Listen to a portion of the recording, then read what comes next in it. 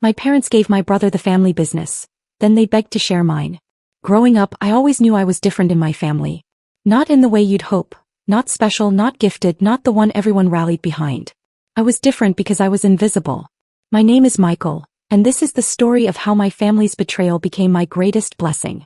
My father built a textile manufacturing empire in North Carolina starting in the late 70s. He started from nothing. A garage, 2 sewing machines, and an obsession with perfection. By the time I was born, Mitchell Sr. had turned that garage into a multi-million-dollar operation. Our family lived in a 6-bedroom colonial house in Charlotte, the kind of place where the driveway was longer than most people's streets. Success looked good on my father. It looked good on all of us. But success, I learned, was reserved for one child only. My brother David was 4 years older than me. From the moment he could walk, he was groomed. I remember being 7 years old, sitting in the back seat of my father's Mercedes while David rode up front. My father's hand rested on David's shoulder as we drove through the textile district, our family's kingdom. I watched from behind, pressing my forehead against the cold window, wondering why the front seat felt like another universe. "This will all be yours one day," my father told David. I heard it then, and I would hear it 1,000 times more. Those words weren't just about business. They were about worth. They were about who mattered. My mother, Patricia, was equally devoted to this singular vision. She was a woman who believed in destiny, not the kind that comes from hard work and merit, but the kind that's simply assigned at birth. She had decided David was destined for greatness. She had decided I was destined to be his supporting character. By high school, the pattern was cemented. David was captain of the football team, president of the student body, and already interning at the family business on weekends. I was good at school, genuinely good. I had a 3.8 GPA, I was editor of the school newspaper, I won academic awards. But in my mother's eyes, these accomplishments were things I did to stay busy, not achievements that mattered. When I told her I'd won the state journalism award, she smiled politely and asked about David's SAT scores. When I got accepted to Duke on a partial scholarship, she said, "That's nice, honey," before turning back to her phone to text David about his fraternity initiation. My father was more direct in his indifference. He would ask about David's day with genuine interest, his eyes bright and engaged. When he turned to me, there was a courtesy in his voice, the way you might ask a colleague about their weekend. He didn't actually want to know. He was simply being a father. Technically, mechanically, without any of the warmth that made the words mean something. The rejection wasn't dramatic. It wasn't cruel in an obvious way. It was the 1,000 tiny cuts of being passed over, overlooked, and dismissed. It was the way my mother's face would light up when David walked into a room, and how that light dimmed slightly when she saw me. It was my father's habit of steering conversations back to David's accomplishments, treating mine as pleasant distractions from the real story. College was supposed to be different. I went to Duke, studied business and finance, and threw myself into building something of my own. I interned at a venture capital firm in Charlotte during summers, worked on small investment portfolios, and dreamed of building something that would make them see me differently. I thought if I could be successful, really successful, they would finally look at me the way they looked at David. How naive I was. David, meanwhile, was having the family business handed to him on a silver platter. He attended Chapel Hill, joined a fraternity, and majored in hospitality management, a choice my parents celebrated as focused vision. When he graduated, he walked directly into the vice president role at Mitchell Textiles. He had an office on the executive floor. He had a team reporting to him. He had my father's full attention and my mother's unlimited pride. The year I graduated from Duke, I was 22 years old and burning with ambition. I had offers from 3 different firms in New York, Charlotte, and Austin. My parents came to my graduation, sat through the ceremony, took some obligatory photos, and then asked about David's promotion. He'd just been made senior vice president. My mother teared up with pride during lunch. I chose the Austin firm. That decision, leaving North Carolina, leaving the family, leaving any remaining hope that they would one day see me, was supposed to be temporary. I thought I would prove myself in Austin, build a track record, and then come home with accomplishments so undeniable that they couldn't ignore me anymore. I was running towards something, but I was also running away. I just didn't know it yet. What I do know now is that the distance was necessary. It was the space I needed to stop looking backward and start looking forward. It was the beginning of everything. Austin in 2008 was a city on fire. I arrived there in the middle of the financial crisis, which most people would call terrible timing. I call it destiny. While everyone else was panicking, I was learning something invaluable: how to survive when the rules changed overnight. My first job at the venture capital firm was junior analyst. The pay was decent but not spectacular. The hours were brutal. I was 22 years old, living in a studio apartment that was barely larger than a closet, eating ramen 4 nights a week, and working 70-hour weeks analyzing market trends and financial statements. Most people would have called me crazy. My parents certainly did in the few phone calls we had that year. My mother wanted to know why I wasn't coming home for Christmas. My father wanted to know when I'd realize that the family business was the real opportunity. My brother David didn't really feature into the conversation, but his shadow was always there, the implied standard I was failing to meet. I stopped taking their calls after a while. It wasn't a dramatic decision. I just realized that every conversation with them drained something out of me, some essential belief in my own potential. They were like anchors trying to pull me back to a place where I had already accepted myself as less than. So I let them go. That was the first real awakening. The second came in late 2008 when the firm I worked for nearly collapsed. The senior partners were panicking. We lost 2 of our biggest clients in a single week. The office felt like a sinking ship and everyone was scrambling for the exits. I watched it happen with a clarity that surprised me. While other junior analysts were updating their resumes and reaching out to headhunters, I was studying the wreckage. I saw opportunity where everyone else saw disaster. I went to one of the senior partners, a man named Richard Chin, and proposed something that most people would have called insane. Instead of shrinking, why not pivot? The market was flooded with panicked sellers. Businesses, real estate, technology startups. Everything was on sale. What if we positioned ourselves as a rescue operation? What if we created a fund specifically designed to acquire distressed assets and rehabilitate them? Richard looked at me like I had suggested we fly to the moon. I was a 23-year-old analyst with less than 2 years of experience. But Richard had nothing to lose at that point. The firm was going under anyway. So he listened. And then he did something unexpected. He asked me to lead the initiative. That's how I learned my first real lesson about business and life. Sometimes the people who believe in you are strangers, not family. Over the next 18 months, I built that fund from nothing. I worked 18-hour days. I learned to read balance sheets like poetry, to see the hidden value in failing companies, to understand the psychology of distressed sellers. I negotiated my first deal. A software startup that was hemorrhaging money but had proprietary technology that was worth something. We bought it for 3 cents on the dollar, brought in new management, streamlined operations, and sold it 2 years later for a 340% return. That deal changed everything. By 2010, I was no longer a junior analyst. I was the architect of the most successful fund the firm had ever managed. My name started appearing in business publications. I was invited to speak at conferences. At 25 years old, I was making more money than my father had made in some of his best years. But more than the money, I had something else. I had proof. I had evidence that I wasn't the person my family had decided I was. I remember the moment vividly. I was in a hotel room in San Francisco, preparing for a presentation on market recovery strategies. I was scrolling through my phone and saw a LinkedIn notification. My father had sent me a connection request. After 8 years of minimal contact, after years of indifference and dismissal, my father suddenly wanted to be connected to me on social media. I read his message, proud of what you're building in Austin. Your mother and I would like to hear more about your work. I stared at those words for a long time. Part of me, the part that was still 7 years old, pressing my forehead against the car window, wondering why I wasn't sitting in the front seat, wanted to respond immediately. Wanted to tell him everything. Wanted to finally make him see that I was worth seeing. Dad, I closed the app. That was the second part of my awakening. I realized that their approval no longer mattered. Not because I didn't care anymore. The truth was more complicated than that. I had simply stopped building my life for their validation. I was building it for myself. I was building it because I was good at it. I was building it because I wanted to prove something to the only person who had ever truly doubted me.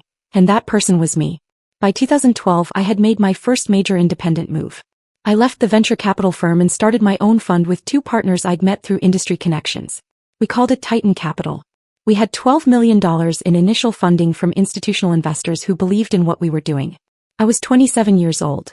My parents heard about it through a Business Journal article, not through me. Looking back, I can see how that hurt them. I can imagine my mother's confusion at reading about her son's major life achievement in print while he hadn't called her in months. I can picture my father feeling the sting of being excluded from something that, by all his logic, should have come through him, through the family connections he'd built over decades. But at that moment, I didn't think about their pain. I was too busy building something real. Too busy becoming someone who didn't need them anymore. Too busy discovering that the person I could become, when freed from their expectations and their dismissal, was someone I actually wanted to be. That was the awakening. The moment I stopped running from their rejection and started running toward my own definition of success. The moment I realized that being invisible in their eyes had actually been a gift. It meant no one was watching. No one was judging. No one was telling me what I should be. I was finally completely free. The 10 years between 2012 and 2022 were the most exhilarating and exhausting of my life. I built Titan Capital from a startup with 3 partners into one of the most respected investment firms in the country. We didn't do it through luck. We did it through obsession, strategy, and an almost inhuman willingness to outwork everyone else in the room. By 2015, Titan Capital had returned over $800 million to our investors. We'd successfully acquired and rehabilitated 43 companies. We'd created thousands of jobs. We'd turned companies that were bleeding out into thriving enterprises. My net worth crossed into 9 figures. I was 30 years old and I had achieved more financial success than my father had ever dreamed of. But success in business is never just about money. It's about power. It's about influence. It's about becoming someone that people need. I relocated to New York in 2014. Austin had been my launching pad, but New York was the stage I needed. I took an office in Midtown Manhattan, 40 stories up, with windows that overlook Central Park. I hired a team of 30 investment professionals. We expanded into private equity, real estate development, and technology acquisitions. We started advising major corporations on market strategy. My name appeared regularly in Forbes, Bloomberg, and the Wall Street Journal. I was building something legendary. There's a particular moment that I remember with absolute clarity from that period. It was 2016 and I was being honored at a business gala in Manhattan. I was receiving the Entrepreneur Under 40 award from a prestigious business association. The ceremony was held at the Plaza Hotel, and the ballroom was filled with some of the most powerful people in American business. I sat at the head table watching my name being called, walking up on stage to receive the award. The applause was thunderous. I looked out at the crowd and saw venture capitalists, corporate executives, titans of industry, people who had once seemed unreachable to me, all standing and clapping. They were celebrating me. Not because of my father's business, not because of my family name, but because of what I had built with my own hands. That night I called my parents for the first time in 4 years. My mother answered. I could hear the shock in her voice when she realized it was me. I told her about the award. I told her about Titan Capital. I told her about the expansion we were planning. I was looking for something in her response. Pride, excitement, some acknowledgement that I had finally become the person she'd always dismissed. What I got instead was this: "That's wonderful, Michael. David would love to hear about it. He's been having some challenges with the business and I think your expertise could really help." Even in my moment of triumph, my success was only valuable to her as a tool for David. I was still just the supporting character in his story. I was still the invisible one, only noticed when I could be useful to the chosen one. I didn't get angry. I got even. The textile industry was struggling. By the late 2010s, manufacturing in the United States was under enormous pressure from overseas competition, changing consumer preferences, and technological disruption. Mitchell Textiles, my father's empire, was caught in the crosshairs. I knew this because I made it my business to know. I had people monitoring my family's company the same way I monitored any potential acquisition. By 2018, Mitchell Textiles was in serious trouble. They'd missed market shifts, invested in the wrong technologies, and failed to adapt to changing consumer demands. Their revenue was declining. Their stock price was plummeting. And my father, now in his 70s, was panicking. I watched it happen with the precision of someone studying an interesting case study. I didn't interfere. I didn't help. I simply observed as the company my father had spent 50 years building began to crumble. I observed as my brother, now the CEO, made decision after decision that accelerated the decline. I observed as the banks started circling, offering acquisition deals that were basically theft. It was the longest form of justice I could have imagined. My father tried to reach me in 2019. He called my office directly. My assistant told me he was on the line and I told her to tell him I was in a meeting. He called back 3 times that week. I never took the call. He eventually sent an email. The subject line was simple: family. The message asked if I would meet with him to discuss a potential business opportunity. He wanted my advice on restructuring Mitchell Textiles. He wanted my insight into market strategy. He wanted help from the son he'd spent 3 decades ignoring. I read that email 7 times. Each time I felt the old wounds open up. The rejection, the invisibility, the years of being made to feel like I didn't matter. But I also felt something else. I felt the satisfaction of having built something so undeniable that the man who dismissed me was now desperate enough to ask for my help. I didn't respond. By 2020, Mitchell Textiles was worth a fraction of what it had been. The family that once lived in a 6-bedroom colonial in Charlotte was facing financial ruin. My brother had been forced out as CEO. My father was dealing with the humiliation of watching his life's work collapse. My mother was learning what it felt like to lose status in the community where she'd spent 50 years feeling superior. Meanwhile, I was thriving. Titan Capital had weathered the pandemic better than almost anyone. We'd made strategic acquisitions during the chaos when prices were at their lowest. By 2021, my personal net worth exceeded $2 billion. I owned homes in New York, Los Angeles, and Miami. I had a seat on the boards of 3 Fortune 500 companies. I had become exactly what my father always wanted to be, and then some. The irony wasn't lost on me. In late 2021, I made the biggest move of my career. Titan Capital acquired controlling interest in a conglomerate worth over $30 billion. I was now not just a successful businessman, I was a titan in the truest sense. My face appeared on magazine covers. Business schools invited me to speak. Young entrepreneurs sought me out for mentorship. I was untouchable. It was around this time that I finally saw my father again. Not by design, by accident. I was flying from New York to Los Angeles on my private jet, and we both happened to be in the same airport lounge. He recognized me before I recognized him. He'd aged significantly in the years since I'd last seen him. His hair was almost entirely gray. His face was lined with stress and regret. He stood up when he saw me. He approached me slowly, almost hesitantly, like he was walking toward someone he wasn't sure would welcome him. "Michael," he said. That was all. Just my name. I looked at him for a long moment. I could have acknowledged him. I could have stopped and talked. I could have shown mercy. Instead, I nodded slightly and walked past him toward my gate. I didn't look back. That's who I had become by 2022. Someone so focused on success, so driven by the need to prove my worth, that I had turned indifference into an art form. I had become the thing my parents feared most: irreachable, unsentimental, cold. I had won. I had built an empire that dwarfed everything my family had ever accomplished. I had become successful beyond measure. I had proven that I was worth something, that I was worth everything. But standing in that airport lounge, watching my father sit back down with a look of devastation on his face, I realized something that would change the trajectory of everything that followed. I had also become exactly what I hated most. It started with a phone call in March of 2023. My assistant told me there was a woman on the line who said she was my mother, and that it was urgent. I almost didn't take it. I had trained myself over the years to compartmentalize my family, to treat them the way they'd treated me, as an afterthought, a distraction from what really mattered. But something made me pick up that call. Maybe it was curiosity. Maybe it was the small part of me that had never fully stopped being that 7-year-old boy pressing his forehead against the car window. My mother's voice was different. It didn't have the controlled precision I remembered. It sounded fragile, uncertain, almost afraid.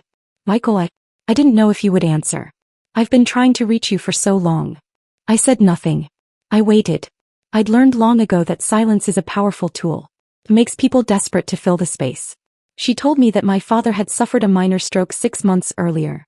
He'd recovered physically, but the experience had shaken him deeply. The stress of losing Mitchell Textiles had aged him in ways that medical intervention couldn't fix. She told me that my brother David was struggling with depression and had been in and out of therapy. She told me that the family was facing financial difficulties, real, serious difficulties, and that they were reaching out to me because they didn't know who else to turn to. As she spoke, I felt something stir inside me. Not sympathy exactly. More like recognition. Recognition that these people had finally arrived at the place I'd hoped they would. A place where they needed me more than I needed them. A place where the power dynamic had completely inverted. "Why are you telling me this?" I asked. My voice was cold.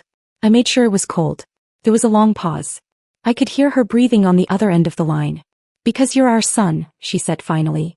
"Because despite everything that's happened, your family. And because your father is sorry, Michael. He's so sorry." I wanted to laugh. I wanted to tell her that an apology delivered through a middleman years too late wasn't worth anything. I wanted to remind her of every moment she'd made me feel small, every time she'd chosen David over me, every year she'd treated my accomplishments like they were accidents rather than achievements. Instead, I said, "I'll think about it," and hung up the phone. I didn't think about it. I tried not to think about it. I threw myself into work with even more intensity than usual. We were in the middle of closing a $4 billion acquisition, and I used it as an excuse to avoid processing what my mother had told me. But the call kept echoing in my mind. My father had suffered a stroke. My brother was depressed. My mother was desperate enough to reach out to the son she'd spent decades dismissing. 3 weeks later, my father called me directly. He didn't start with apologies or explanations. He didn't try to manipulate me with sentiment. He simply said that he wanted to meet with me in person, and that he understood if I refused. There was a humility in that statement that I'd never heard from my father before. caught me off guard. Against my better judgment, I agreed to meet him. I suggested a neutral location, a restaurant in Charlotte near where we'd grown up. It was a Saturday in April and I flew down on my jet, telling myself that I was doing this out of curiosity, not out of any lingering sense of family obligation. Walking into that restaurant, I saw him sitting at a corner table. He looked older than I expected. Not just physically, his appearance had changed, his frame was thinner, his movements slower. But there was something in his eyes that was different too. The confidence was gone. The authority had been replaced by something that looked almost like fear. I sat down across from him. We didn't embrace. We didn't shake hands. We simply sat in the tension of decades of hurt and neglect. He started by telling me about the stroke. He described the moment it happened. He was in a board meeting when the room started spinning. He woke up in a hospital bed 3 days later, unable to move his left arm. He said those 3 days were the most terrifying of his life because in that hospital bed, he'd had nothing but time to think. Time to think about what he'd built. Time to think about what he'd lost. Time to think about me. I was wrong, he said. Those 4 words sat between us like a confession, heavy and irreversible. I was wrong about you, Michael. I was wrong about so many things. He told me that he'd become obsessed with David in a way that wasn't fair to either of us. He'd put pressure on David that had crushed him, given him a responsibility he never wanted, set him up for failure. And he'd dismissed me, not because I wasn't good enough, but because I'd reminded him of his own fear. I reminded him that success wasn't guaranteed. I reminded him that the path he'd chosen for his children might not be the only path. I reminded him that he wasn't God and he couldn't control the future. You scared me, he said. Your independence scared me. Your refusal to need me scared me. And so I made myself not need you either. I told myself you didn't matter so that I wouldn't have to face the fact that you were slipping away. I listened to this confession with my face neutral. I didn't know what I was supposed to feel. I didn't know if this was manipulation or genuine remorse. I'd spent so many years building walls around my heart that I'd forgotten how to let them down. My father told me about Mitchell Textiles. How he'd watched it decline and realized too late that he'd been running a business that was already obsolete. How he'd failed to adapt. How his pride had prevented him from reaching out to me earlier, because reaching out would have meant admitting that the self-made man had failed at being a father. Then he asked me for help. Not in a desperate way. Not with desperation that demanded anything from me. He asked me if I would be willing to help the family navigate their financial situation. He said he understood if I wanted nothing to do with him. He said he deserved that. But he was asking anyway because that's what you do when someone is drowning. You offer your hand knowing they might refuse to take it. I told him I needed time to think about it. Over the next 2 weeks, I did something I hadn't done in years. I allowed myself to feel. Not just anger or vindication, but the full spectrum of what had been locked inside me. I felt the hurt of rejection. I felt the loneliness of my childhood. I felt the desperation I'd felt as a teenager, trying to prove my worth to people who'd already decided I had none. But I also felt something else. I felt sadness for my father. Not pity but genuine sadness for the man he'd become. A man who'd achieved so much materially but had squandered the relationships that actually mattered. A man who'd spent 50 years building an empire and had nothing to show for it except regret. I thought about what I'd become in my quest to prove him wrong. I thought about the airport lounge walking past my father like he was invisible. I thought about all the years I could have spent on reconciliation but spent instead on revenge. I thought about how I'd become just as cold and dismissive as he had been, only in reverse. I realized something that shook me to my core. I had let my parents define me just as much in my success as I had in their rejection. I'd built my empire as a monument to their failure to see me. Every achievement had been poisoned by the fact that it was, at its core, a response to their dismissal. They'd stolen my childhood. I'd allowed them to steal my adulthood too. That realization terrified me. I called my father back and asked to meet again. This time I suggested we meet at my apartment in New York. I wanted to show him something, not just my success but my life. The real life I'd built beyond the financial achievements and the accolades. When he arrived, I made him coffee. We sat on my terrace overlooking Central Park and I told him about my life in a way I'd never told anyone. I told him about the mentors who'd believed in me when he didn't. I told him about the failures I'd experienced and how I'd learned from them. I told him about the deals I'd regretted making, the people I'd hurt in my climb to the top, the cost of my success. And then I told him something that I'd never fully admitted to myself. I built all of this to make you see me. And now that I have it, I realize that your seeing me doesn't actually matter. What matters is that I see myself. And I don't like what I've become. My father listened. He didn't interrupt. He didn't defend himself. When I finished, he said, "Then we fix it together. If you'll let me." I agreed to help my family. Not because I'd forgiven them. Forgiveness isn't something that happens in a moment, and it certainly wasn't something I was ready for. But I agreed because I realized that helping them was actually helping myself. It was the first step toward becoming a version of myself that I could respect. What happened after that isn't a simple redemption story. There were no dramatic reconciliations where we all hugged and cried and suddenly everything was fixed. My relationship with my mother remained complicated. My brother David and I had to do real work to rebuild any kind of connection. And my father and I would spend the next year in a painful, necessary process of building a new relationship based on honesty rather than expectation. But Mitchell Textiles was restructured. Titan Capital didn't acquire it. That would have been turning the knife. Instead, I brought in experienced management, helped them streamline their operations and connected them with new markets. Within 3 years, the company was profitable again. Not what it had been, but stable. More importantly, I learned that success without humanity is just loneliness with better furniture. I learned that revenge, no matter how perfectly executed, leaves you feeling just as empty as the thing you're revenging against. I learned that the greatest power isn't in making people need you. It's in choosing to help them anyway. The empire I built didn't disappear. Titan Capital continued to grow. I continued to achieve. But I started measuring my life differently. I started asking myself not would my father be proud, but am I proud? Not in an arrogant way, but in a way that meant I was finally living for myself and not as a response to someone else's rejection. Years later, I would have dinner with my father at that same restaurant in Charlotte where we'd first met to reconcile. He would tell me that the most successful thing he'd ever done wasn't building Mitchell Textiles. It was raising a son who had the strength to become his own man despite everything that was stacked against him. I would tell him that the most important lesson I'd learned wasn't how to make money. It was that making money meant nothing if there was no one to share it with. And standing in that restaurant, looking at this older man who had hurt me so deeply and whom I'd hurt in return, I would finally understand that the real victory wasn't in proving him wrong. It was in becoming someone who was strong enough to forgive him, and more importantly, strong enough to forgive myself.